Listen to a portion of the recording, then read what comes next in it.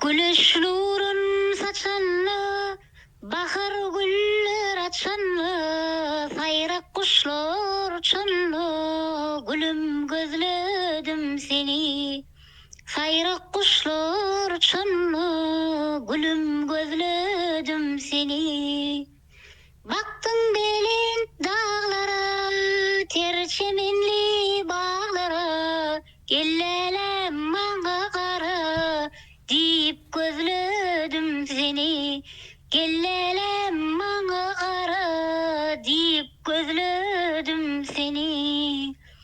Yodalardan, yollardan, uzak uzak illerden, gülelikli kollardan, saylap gözledim seni. Gülelikli kollardan, saylap gözledim seni.